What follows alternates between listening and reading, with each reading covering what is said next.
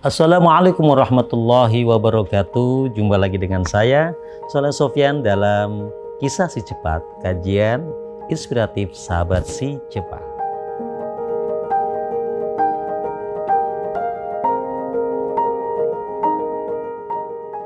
Hutang. Ada di antara Anda yang tidak punya hutang? Nggak yakin saya.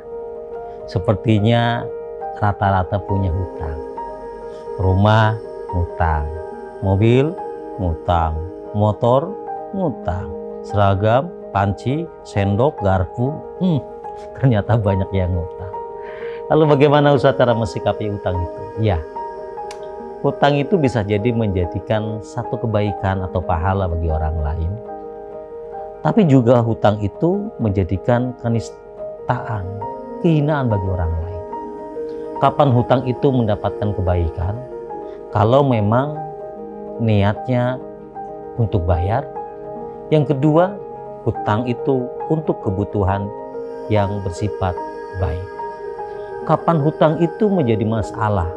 Bahkan kata Rasul, hindari hutang-hutang seperti ini. Kapan? Yang pertama, kalau hutang dalam rangka untuk kebutuhan maksiat. Yang kedua, kalau dia menghutang tetapi tidak ada yang bisa untuk mencicil atau membayar.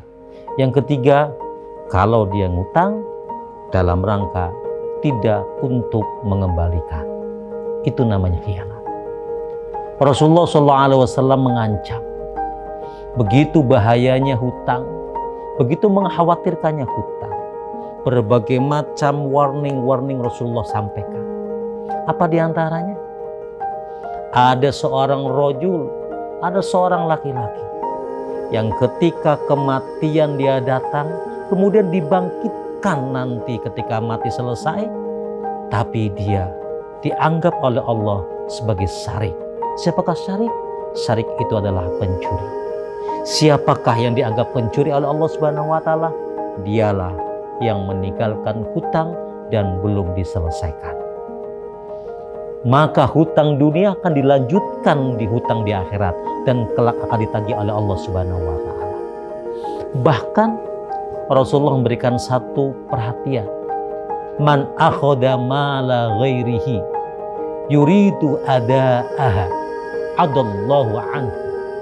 Siapa orangnya yang mengambil harta seseorang, harta orang lain, tetapi dia berniat untuk mengembalikannya, maka Allah akan permudah segala urusannya.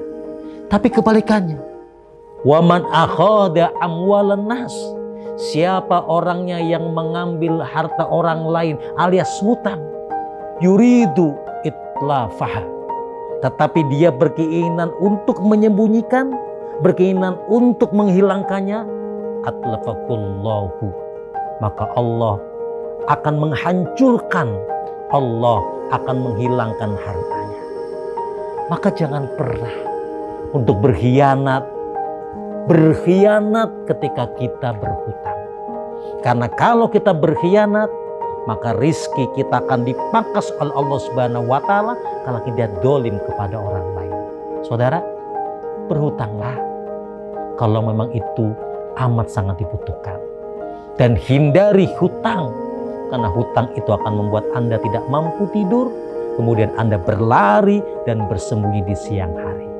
Hutang bukan bagian daripada hidup kita, tetapi kita harus mampu untuk menolong orang-orang yang membutuhkan apa yang memang dibutuhkan pada dirinya. Rasulullah SAW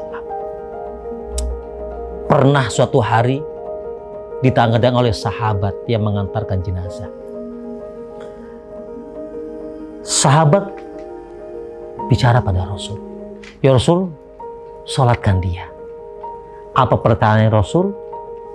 Apakah dia meninggalkan hutang? Tidak ya Rasul. Apakah dia meninggalkan harta? Iya ya Rasul. Baik, Rasulullah mensolatkan ini.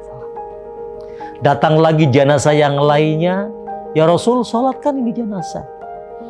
Rasul kembali bertanya, apakah dia meninggalkan harta? Iya Rasul. Apakah dia punya hutang? Iya ya Rasul. Bayar dulu hutangnya. Setelah dibayarkan, kemudian disolatkan oleh Rasulullah SAW. Datang lagi jenazah yang ketiga. Ditanya Rasul, apakah dia meninggalkan harta? Tidak ya Rasul. Apakah dia punya hutang? Punya ya Rasul. 3 dinar. Apa kata Rasul? Solatkan itu sahabatmu. Rasulullah bergegas pergi. Tapi kemudian Ibnu Qatadah mengatakan, ya Rasul, biarkan aku yang menanggung hutang jenazah ini. Baru kemudian Rasulullah mau mensolatkan. Rasul tidak mau mensolatkan orang yang meninggal punya utang dan dia tidak mempersiapkan untuk membayarnya ketika kematian datang. Siapakah dia? Dia yang tidak mampu dan tidak mau untuk berhitung.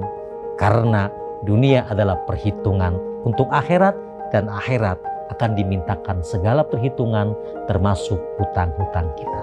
Mudah-mudahan kita dihindari dari gemar berhutang dan dihindari dari kesulitan untuk berhutang kepada orang lain.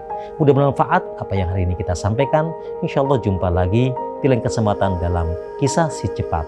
Kajian inspiratif sahabat si cepat. Assalamualaikum warahmatullahi wabarakatuh.